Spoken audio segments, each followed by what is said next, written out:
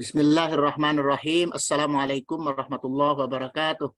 Waalaikumsalam warahmatullahi wabarakatuh. Selamat pagi, Wilujeng Enjing, Sampurasun. Rampes. Ya, signifikansi, efikasi diri atau self-efficacy. Self-efficacy khusus guru. Self-efficacy itu sebetulnya berlaku untuk siapa saja. Tapi saya buat efikasi di sini sebagai bagian dari kompetensi psikologis yang seharusnya dimiliki oleh guru atau calon guru. Efikasi diri itu apa? Keyakinan guru terhadap keefektifan, kapasitas, dan kemampuannya sendiri dalam menyajikan materi dan melatih serta membangkitkan gairah belajar para siswa hingga mencapai tujuan pembelajaran materi tersebut. Efikasi diri, self-efficacy, sering juga disebut personal teacher efficacy. Gitu. Efikasi diri itu penemunya Albert Bandura. Albert Bandura itu hidup mulai tahun 1925 dan meninggal pada bulan Juni 2021. Menurut Albert Bandura, self-efficacy itu keyakinan orang terhadap kemampuannya sendiri dalam mencapai tujuan. Guru pertama, berpenampilan sedemikian rupa sehingga para siswa percaya bahwa guru itu pintar, bahwa guru itu benar, dan bahwa guru itu baik.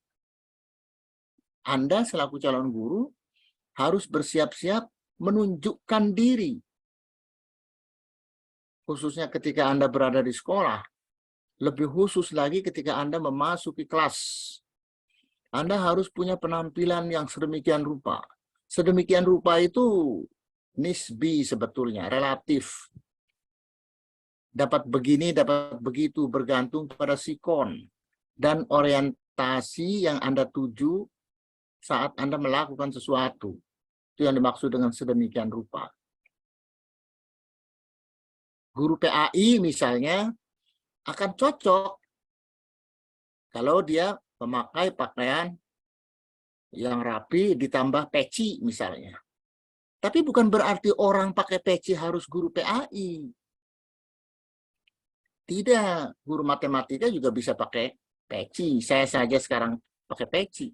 Dua, guru itu kalau memang berefikasi diri positif, menunjukkan penampilan yang meyakinkan dan menyenangkan saat masuk kelas. Tidak bikin resah.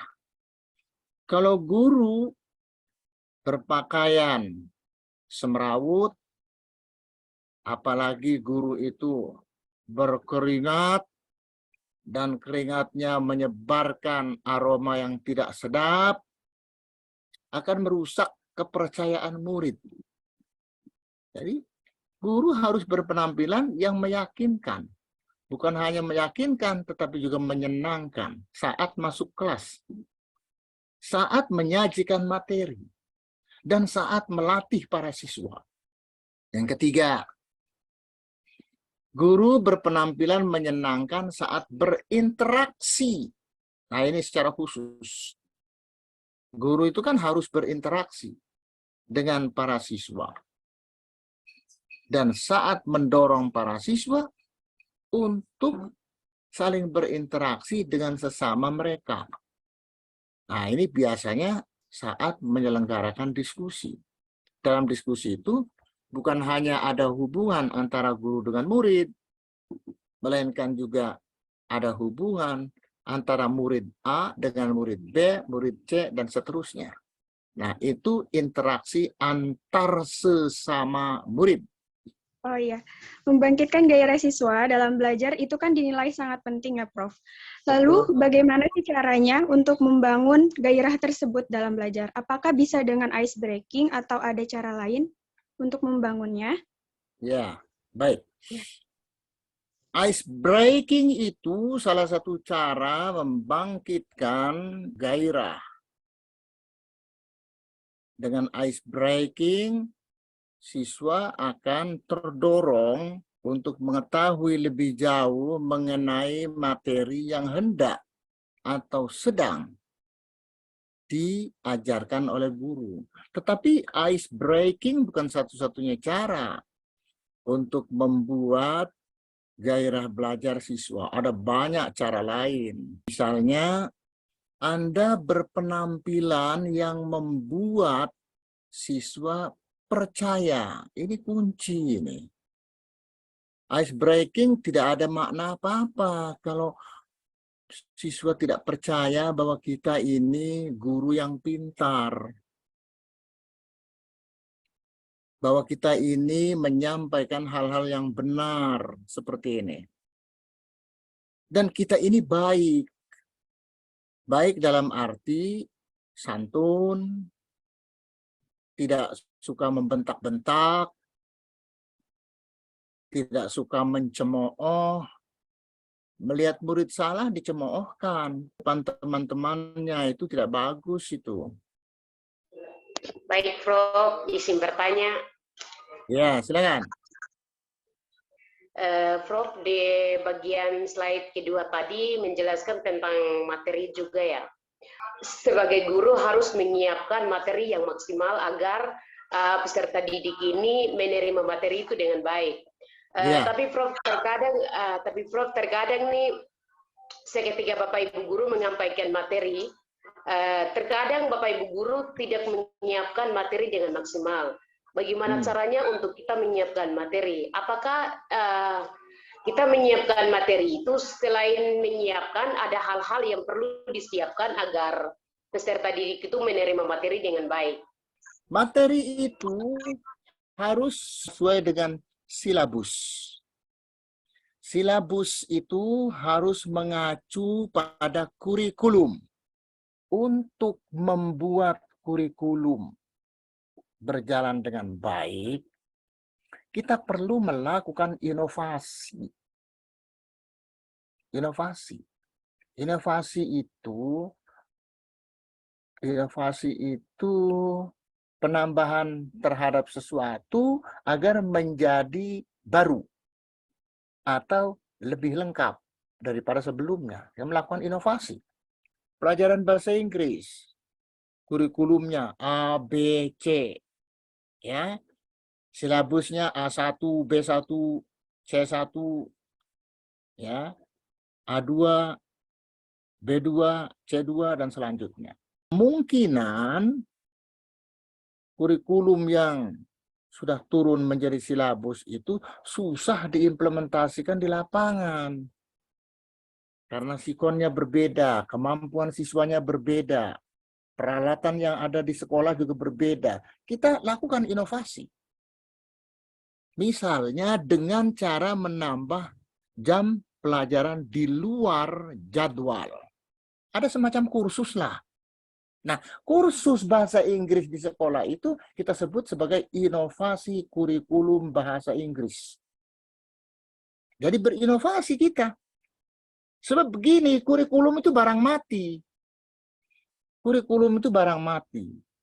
Dia menjadi hidup kalau kita hidupkan. Nah, cara menghidupkan kurikulum itu ialah dengan cara berinovasi. Sekarang kita lihat bersama, efikasi kontekstual. Efikasi kontekstual. Ini bagian dari efikasi guru. Dan ini muncul dari efikasi diri guru. Ada hubungannya erat. Setiap guru yang memiliki efikasi diri hampir bisa dipastikan dapat berefikasi kontekstual. Secara singkat, efikasi kontekstual itu kemampuan memanipulasi keterbatasan ruang, keterbatasan waktu, juga keterbatasan peralatan. Sebab apa? Di dunia ini tidak ada yang sempurna, semuanya pasti mengandung masalah. Yang sudah dikatakan sempurna pun sebetulnya mengandung masalah. Di negara yang paling maju sekalipun, pendidikannya hebat, tetap masalah ada. Pertama, saat guru menghadapi papan tulis atau whiteboard yang kotor, bekas guru sebelumnya, atau bekas dicoret-coret murid, lalu ketika guru hendak membersihkannya, tidak ada penghapus. Apakah guru akan mengatakan, sudah anak-anak, pelajaran kita hentikan? Kalau kita bisa minta tisu kepada murid, bagus. Tapi kalau murid-murid kita tidak juga punya tisu, guru itu keluar dari kelas, minta bantuan temannya untuk memberi dia tisu. Apapun dia lakukan, yang penting proses mengajar belajar berjalan. Kedua,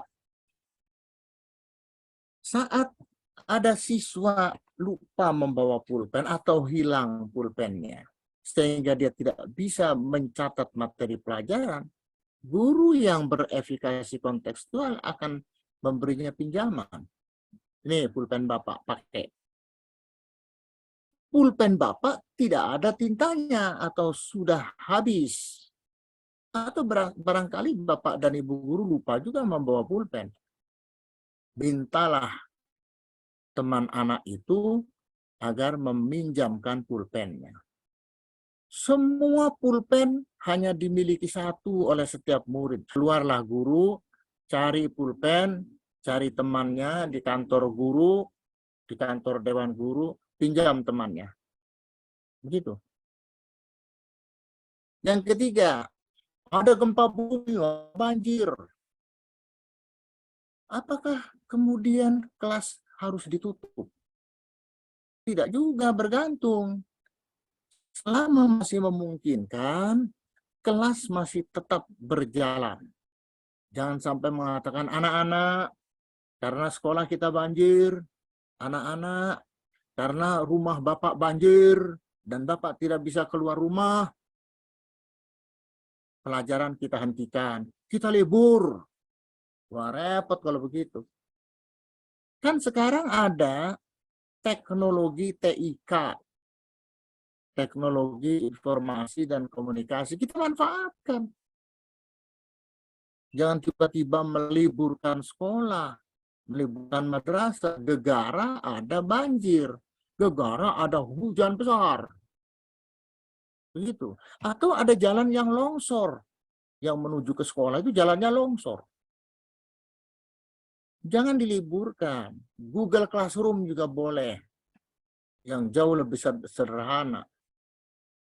Ada lagi ya aplikasi-aplikasi TIK lainnya yang dapat digunakan untuk melangsungkan proses pembelajaran.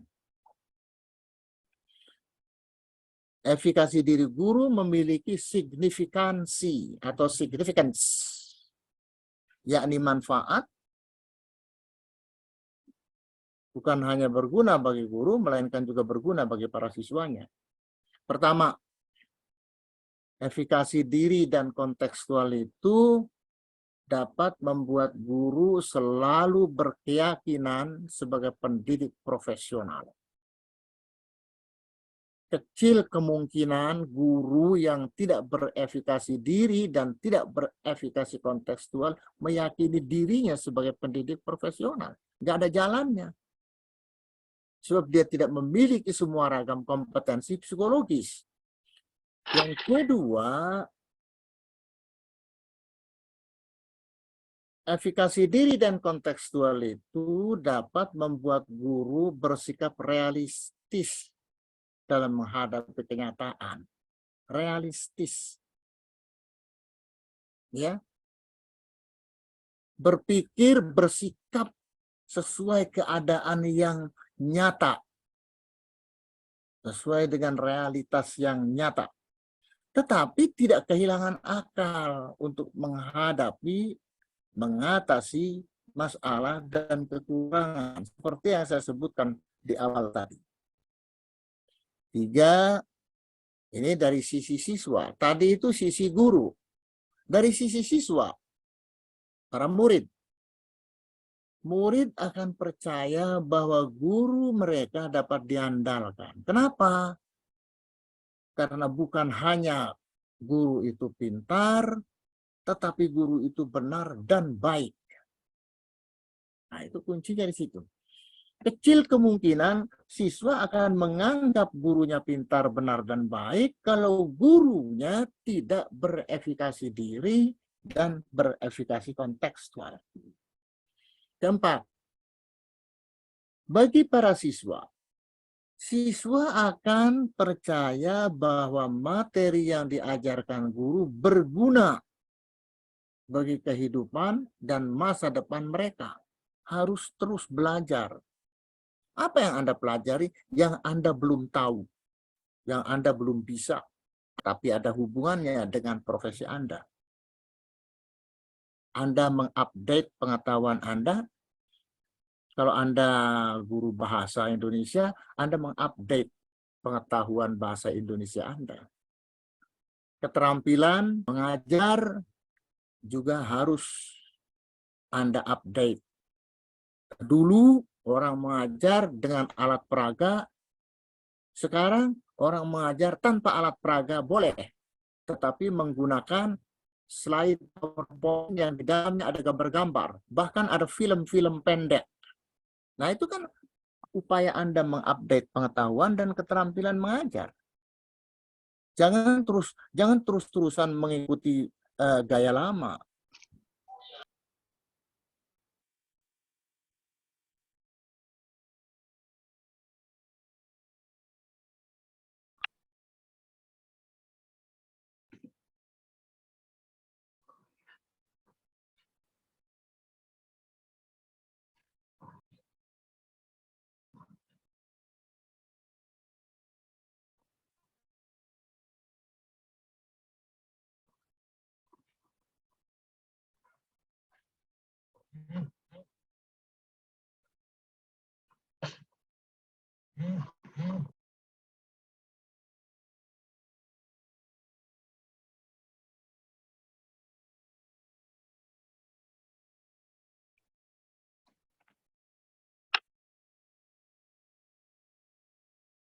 Sekian, terima kasih atas perhatian Anda.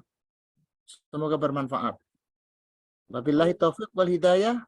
Wassalamualaikum warahmatullahi wabarakatuh.